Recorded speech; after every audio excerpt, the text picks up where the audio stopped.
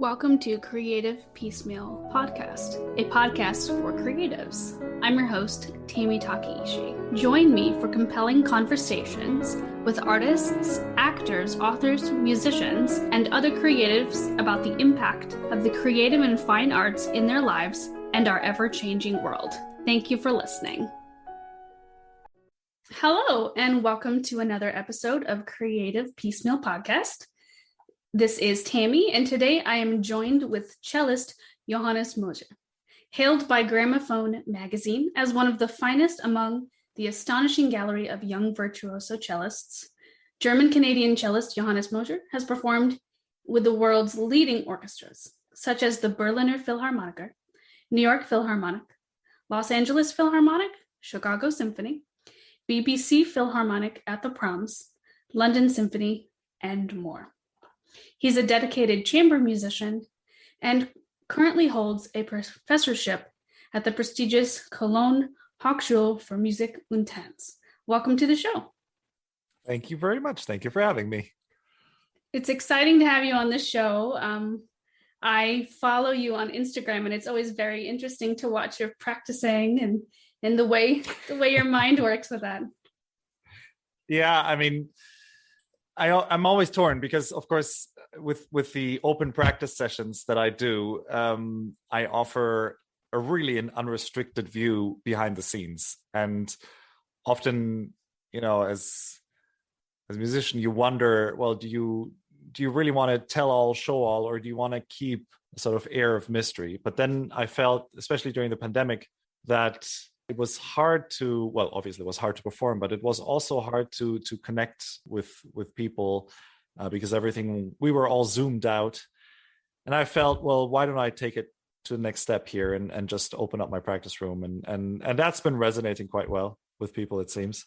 And I do those live. So there is no makeup. There is no, retouching. There is no editing. It's just what it is. And I can tell you that I'm very focused during these sessions, as you can imagine.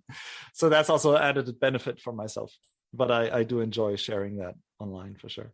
Yes, I think it's really neat. It's a wonderful way to really be transparent about the struggles and the triumphs in terms of practicing everything from the little stuff, but also even the physiology of playing and practicing and, how you sit and where you put the bow on the string. And great for not only younger players, but also for people who are more experienced and thinking, okay, how can I up my game? Yeah, there's that element for sure.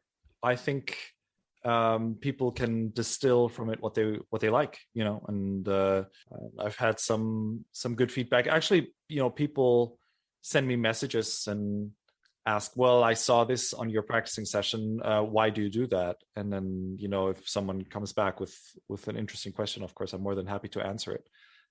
That's the great benefit of social media. It's that it's not a one-way street, but actually you communicate on sort of a level playing field, if you want, if you wish. And that's very nice for me because, of course, that in a time when it's hard to go out, it adds a sort of personal touch to the whole thing. And it's not just, you're not just broadcasting into the unknown nothingness of the internet, but it seems that it reaches people. So that's good. And you recently performed in London. Would you like to tell us a little bit more about that? Well, the London Proms, of course, are an institution that is legendary. And before such a performance, usually you schedule trial performances, with other orchestras and in other cities, and you build up to the event. And in this case, of course, there was no building up because there is no season going on at the moment. So the last concert I had played was like 7 weeks ago, and to get from the point of, let's say, 0 to 1,000 in 1 second was just really quite tough to build up to. And when I say tough, I really mean tough in the sense that as a performer, one needs to go through that whole buildup of adrenaline and to raise the performance temperature to a certain level. And if you do that after your summer vacation and you can hold that temperature throughout the season, then you're sort of floating on that, level of excitement and on just a level of adrenaline. And you don't always need to build up to each performance, but you're sort of floating from one to the next. And if you have to, go from cold turkey to just, tearing your heart out in front of 3,000 people and also 500,000 people or 1 million people, I don't know, like live on the BBC radio, that's a big gig. And so it took me a while to get to terms with that. That's what I will have to do. And there again, social media helped me a little bit because I found that I got a forum where I could actually practice beforehand openly. I could perform small bits openly and sort of already get myself used to the idea that I'm performing for people and not just in my practice room. And so yeah. And in the end, I mean, it was very exciting to be there. It was great to be in front of a public again. The Proms public is very special because the Proms obviously is, for connoisseurs, but also for people who don't usually go to a concert. And so that adds another element of excitement that hopefully you can take both the people that know about classical music and also the people that do not know so much about classical music on that journey with you. And now I think it will work quite well. Yeah, and I'm sure not only is it just a special honor to play for the Proms, but also I'm sure it was emotional after the kind of years that creative artists have had lately. Yeah, for sure. And the orchestra felt the same. I mean, last year there was no Proms, and now there was a Proms again. So that was for sure an emotional aspect as well. And everybody, has had different experience in the last 18 months. And so to sort of generalize or to say, who takes the prize for the biggest suffering, it's hard to say. I mean, it's been just so individual. But when you come together at a concert as a collective, then suddenly you have all these individual stories come together at that moment and manifest themselves in the exchange of music.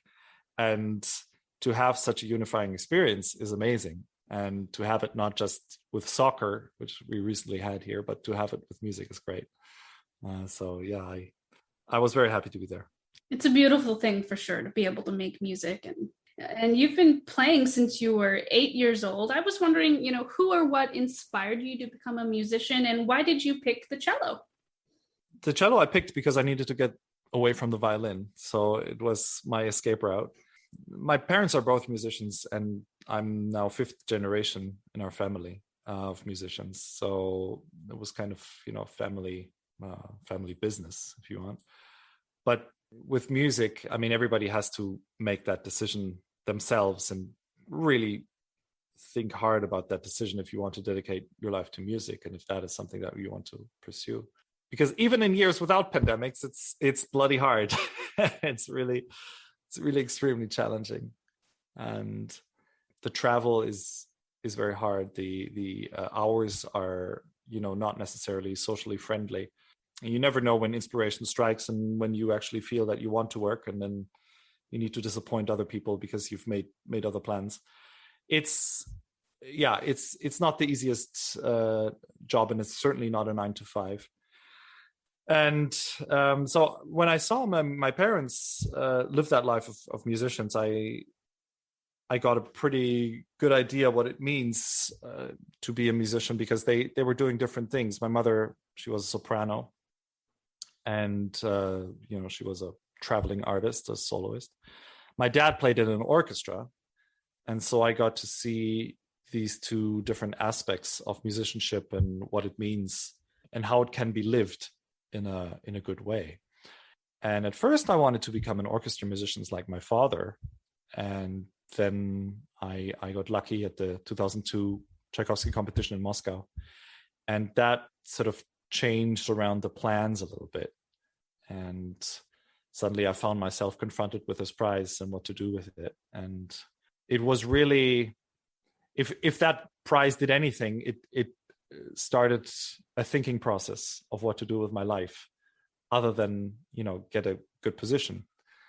And it was a very adventurous time. And, to decide to become a musician is one thing, but that's like saying, well, I'm just gonna study law, but that doesn't mean that you know what you're going to do later on. Like, you can become a lawyer, you can become a judge, you can go into social work, you can work for McKinsey, you can do so many different things. And I think when you decide to become a musician, you need to keep that openness, is that yes, you want to learn everything you can about music, but what you're going to do with it later in life remains to be seen. And I have a lot of friends that studied music that actually ended up working for McKinsey, because it's, being a musician you need a very structured approach to working and to problem solving. And that's exactly what they need in these consulting firms. So, yeah, making that decision to become a musician also asks for openness and creativity now more than ever. Because now we have less and less opportunity for fixed jobs that you hold between the age of 25 and 70 until retirement. But I think as musicians, you need to have the openness to be versatile and to apply your craft to wherever is possible, and that's what I've been trying to do. And also in being able to adapt to the changing times, and like you're involved in social media, and that's a way to get music across and connect with fans and listeners, or even people are doing online lessons now, and being able to share the love of music and teaching music to people all around the world in different ways, which is always nice. For sure, yeah. If you didn't do music, what other creative art do you think you would pursue? I was always interested in performing arts. So I think the theater or film business would have had me for sure. My mother, as I said earlier, she's a soprano, and my aunt is a soprano as well. And they were both working in the opera world. So I was exposed to the stage very early on, and to staging and what that actually means. And I was always very attracted by that. And I thought that's just a great thing to pursue. And there's this magic moment that someone in Greece discovered 3,500 years ago, is that when you put someone on stage and someone off stage listening, that there is a sort of exchange and magnetism going on between the two. And I guess it dates, far earlier, by just people sitting around a fire and telling stories to each other and singing and, dancing around the fire. And to this day, that's why I love theater. To this day, I am so excited when I'm sitting in the audience and I witness that moment of performance, because I feel it holds a lot of magic and it holds a lot of mystery. And that mystery doesn't need to be explained. It just needs to be experienced. And to also find myself on the other end of the spectrum, actually being the performer that sends out energy into the public. I love being on both ends, both the receiving and both the giving end of that spectrum. And to this day, I love that art form of, be it theater, be it ballet, be it music, be it opera, that combines all of those art forms. It's a mystery, but it's fascinating. Very true, very true. You've performed a lot of pieces in a lot of places. Is there like a dream setup of a concert you would want, like a certain venue with certain pieces that you've always wanted to program? Well, I'm lucky in a sense that all my bucket list items have sort of been fulfilled. Like I played with the Berlin Philharmonic, which was sort of my dream orchestra growing up. I played all the big cello concertos and now have the luxury to commission pieces by myself.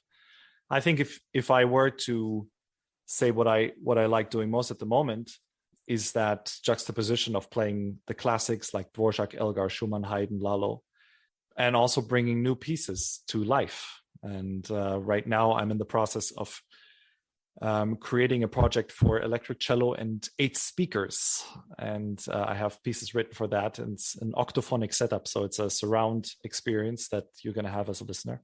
And this is new ground to be broken. And nobody's been doing that before on sort of, the classical music playing with a cello and bringing it to concert venues. And I find that incredibly exciting, that I'm dabbling in something that hasn't been done to death, if you know what I mean.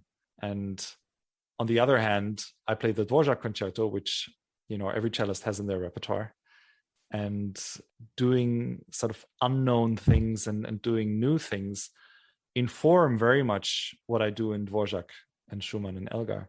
And they keep all these pieces fresh. And that's why these pieces never get old, because I have enough other projects to counter sort of the feeling of normalcy, shall we say. And then every piece of music suddenly is exceptional. And that is a dream come true, I would say. What's it like, going back and forth from your beautiful Guarneri cello and this modern electric? I mean, is it almost like having to put on different shoes? Yeah, there are two different instruments that can be played with cello technique, but they are different instruments. So I don't even consider them both in sort of the same arena. But I'm lucky that through my cello technique, I can actually play that electric cello, because the electric cello really is only interesting in conjunction with a computer and with effects, and the sound of itself is not so appealing. And so whereas I do all my colors and all my differentiation on the normal cello with my bow in my left hand, and with the weight of my body, with the electric cello you do all of that with electric effects. And so that's a completely different way of thinking how to shape sound and how to create a mood. And the problem is, of course, that nowadays we have so many tools available for an electric instrument that suddenly that ubiquity of possibilities seems almost stifling. And so in a way, in order to stay creative, you need to limit yourself to just what you really need, and you need to have a very clear vision. And that sort of clarity of vision is also something that I love for my more standard pieces, because it means that I sharpen my tools and I sharpen my awareness for what I actually want to apply. Everyone's creative process, is different and honed over the years. How do you approach one of the standard cello repertoire? First of all, I burn my sheet music every 2 years of the classics. And through that, I feel like I get a fresh part. I can have fresh ideas. I can use fresh fingerings, and I don't fall in love with our old ideas, which, is something that can happen easily, is that you become your own museum, or you become your own cover band, if you know what I mean. And I want to stay away from that. And it's a process that I impose on myself, because I just want to keep my pieces fresh. And then what I try to do is I isolate myself from recordings, so I'm not listening to anyone else while I'm in the process of working or learning or reworking a piece. But I really try to stick to the music as if it was a new piece of music, and I try to get in contact with the composer as good as I can. Now, of course, when someone like Dvorak, who unfortunately passed away 100 years ago, I don't have his phone number, but what we do have is a manuscript, and that handwriting tells you a lot about the emotion that goes into the piece and how it's crafted. And the manuscript of the Dvorak concerto is one of the most exciting things to read, because you can see the process that he's been going through and the struggle that he's been going through. So that's a good way for me to approach the composer and to get close to, as close as I can to what they have left. And in Elgar's case, for example, there are 2 recordings of the piece that nobody listens to. Everybody listens to Jacqueline Dupre. And there are 2 recordings with Elgar conducting, with Beatrice Harrison at the cello. Phenomenal playing. And I mean, I would give so much to hear how Dvorak was conducting his concerto, or how Beethoven wanted to have his cello and piano sonatas played. And here we have an example of a composer conducting his own piece. And so I'm thrilled about that source. Yeah. And then, of course, after you've compiled all those sources and you've compiled all that material and informed yourself in the best possible way, then you have to make it your own and, transform all that knowledge that you've compiled into something that works for you. For example, if I read an accent or a sforzato or a mezzo forte or a piano in the score, I'm not only playing an accent, but I'm trying to think, well, what does that accent mean to me personally? Yeah. And how does that speak to me, what I read? And I think it's that process of transformation, of taking all the information and making it yours, is what really leads to interpretation. That leads to the pieces really fitting like a glove, and then you fit those pieces to your needs. And that's a wonderful process. And that's a lifelong process, actually. I mean, with pieces like Dvorak and Elgar, I've played them for decades. And still I discover new things. And both pieces are just some of my absolute favorites. Pretty much anything written for the cello, I love. Good stuff. You guys get the best repertoire, seriously. We get good repertoire, and we're lucky in the sense that we had protagonists over the centuries that inspired composers to give us their best material. Because of course, if you're a composer and you have, let's say, within a month, you have 5 great ideas. Well, how do you divide those ideas, right? I mean, do you give the best ideas to the violin or to the cello or to the clarinet or to a symphony or to a chamber piece? And I guess each piece asks for different things. But Schumann once said that each idea comes with its inherent form. And I love that idea. That's why in the Schumann concerto, you have so many different formats coexisting at the same time. In the beginning, it sounds like, just a great aria. And then in the exposition, it sounds very chamber music-y. And then in the second movement, it sounds song-like. And then the tutti going, from the first movement exposition to the second part sounds very symphonic. So he goes through all these different formats within a concerto. And I love that idea that different ideas bring their own form and sort of, can't just be applied without their shell, so to speak. That is certainly wonderful to think about. It sounds like you do a lot of deep thinking when it comes to composers and pieces. I think I do. And it comes also with my second job, which is being a teacher, being a professor at the Hochschule für Musik und Tanz in Cologne. If you want to learn something, you need to teach it, right? So that was a nice thing to discover that that's actually true. Through working with students and through them experiencing pieces for the first time, you always get a fresh view on repertoire that you thought you know. And so you bring to the table what you've studied and what you believe to be true. But then to hear it through the ears and eyes and also through the hands of someone else is a very interesting process. And I mean, I try to read a lot. I should read more, but I certainly read more than my students. And I wish they did more reading. I think it's vital, and it should be just an inherent interest. There's so many people have had great thoughts about music and great inspiration all around. And if we can tap into that knowledge and also that emotional knowledge that has been recorded over the centuries through good writing, then that's a fantastic thing and should not be left wayside as some secondary thing. Most of my students, they believe that practicing is the only thing, and it's important, but it's certainly not the only way to approach music, I find. Agreed. What are some books that you recommend a lot to students? So I'm a big fan of Nikolaus Harnoncourt. He was a writer a cellist, first of all, and then he became a conductor, and he's a musicologist, and he's a great, inspiring figure. Then he became a writer. He was one of the first people that brought back Baroque performance practice.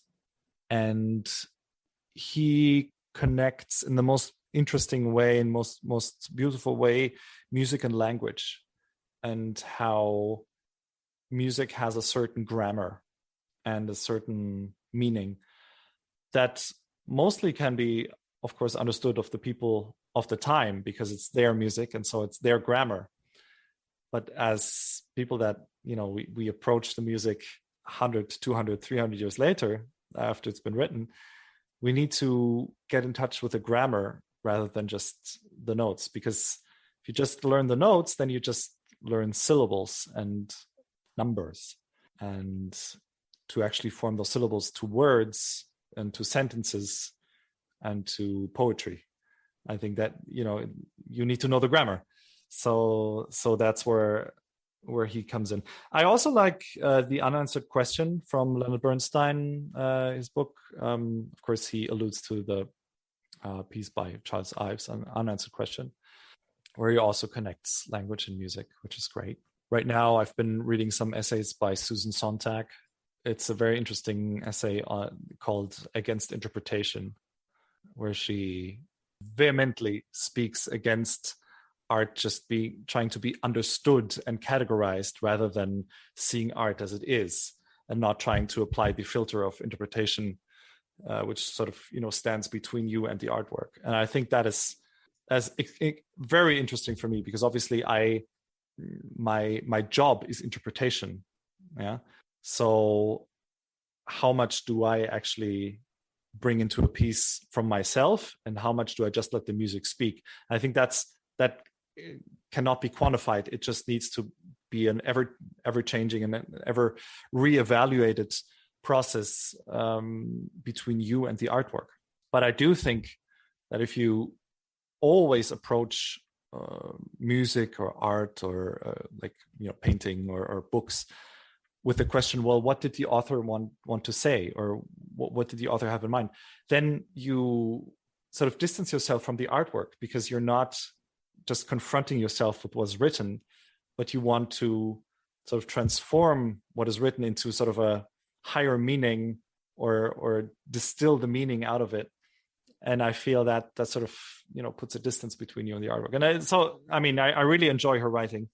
It's very she's incredibly smart and incredibly intellectual. Sometimes I need to read a passage 3 times to actually grasp what she means. But, that's me being slow. And so I love the challenge of reading her.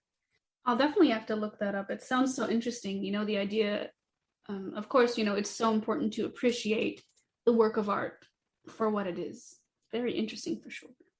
I was wondering, how has your life in the creative arts been different than you imagined? Well, I think that the pursuit of any kind of art, whether it be music or writing or photography or painting, is so much more than just itself. I mean, the process of creating artworks is wonderful, but also it gives you a sharper image of life, and that's what I love about the pursuit of music. Especially, you get a whole new relationship to the sound world around you, and like John Cage said, there is no silence. When you quiet down, you just hear more of your inner self, or you hear more of what is going on around you. And to have that heightened awareness of your surrounding, I think it's a wonderful thing that at least comes with music. And I guess if I'm a little bit into photography. So after a day of photography, like I look at the world differently. And I'm not a very good writer, but if I do have to write something, then suddenly I have much more appreciation for words and for what language can do and what language can transform and how much more rich our language actually is than what we use on a day-to-day basis. And I use English, but my language is of course German, and that's where I feel at home and where I can play with the language, and I love that. It's wonderful that you pursue other creative arts as a hobby and as another passion to really enrich your life. Oh yeah, for sure. And I mean, very early on, it was clear to me that creativity inspires creativity. So if I feel uncreative at the cello, but I need to get going, then going out with my camera, like gets those creative synapses going, and then I can take that to the instrument as well. So what's a common myth or stereotype about being a musician that you hope to break with your work as both a performer and a professor? I think the myth is that probably that we're married to music, and I don't know. I think life is just so much more rich than just limiting yourself to one thing. So I'd rather be married to life. I don't know. It's hard to say. That's a stereotype that I encounter a lot, is that musicians just live in a practice room and all that. And I don't know. I think there is a time for music, and then there is also a time when to turn off music and just do something else. And I think that's important, and that's also what I tell my students is like, be really focused on your music, but then look around and don't shut out life, which I feel like a lot of youngsters also do. They're like, oh yeah, I stopped with soccer, and I stopped with reading, and I stopped with working out, and I stopped with swimming because now I'm only going to do music. And I'm like, wow, that's the beginning of the end. And that is also not how we are nowadays anymore, right? Like as a musician, like you also need to be your own PR firm with social media. And as a musician, you need to be your own advocate, and you need to be an educator. You need to go into schools and work with youngsters, and you need to be a teacher. And it's just so many different things, so many different hats that you have to wear, that if you limit yourself early on with just being in the practice room, you're not going to acquire the skill set that is required of you as a musician. Very true. Very true. It's so important to be well-rounded and cultured and experience life, because then you can bring those experiences back to the music. Because the composers obviously lived fulfilled lives. They didn't necessarily shut themselves in a room and do music 24/7. Right. Yeah. One final question before we go. In your own words, what does it mean to live a creative life? That's a big question. For me personally, it means when I feel creative, or when I feel like I'm doing something creative, I feel the most alive. And it means that I'm tapping into an energy that is bigger than the sum of its parts. And so no matter what creative avenue I open up, if I'm able to tap into creativity, that sort of mysterious energy field, then I feel alive, and then I feel that ideas come to me. I don't even need to look for them, but somehow they manifest themselves. And to be creative, if it doesn't come to you naturally, then what I like to do is just put two completely foreign ideas, two completely foreign objects, two completely foreign approaches next to each other and try to make something of it. And marrying these two elements will bring forth a third product, and you've created something. And that is sort of a good exercise if people find themselves sort of stuck with creativity. And yeah, creative life is maybe life itself. Yeah, I feel like if I'm creative, then I don't feel any layer in between myself and life anymore. Yeah, but I'm in direct contact, and that's a good feeling, and something that I don't want to ever give up anymore in my life. Agreed. Excellent. Well, thank you so much for being on the show. And listeners, you can catch Johannes Moser online and checking out his live practice sessions, as well as wonderful already recorded concerts and upcoming concerts. Thanks again for being on the show. Thank you so much. Thank you. Thanks for listening to the podcast. Like the show? Have a question? Stop by the Facebook and Instagram pages. Links are in the show notes, or search for Creative Peacemeal Podcast on social media and click follow for all the latest.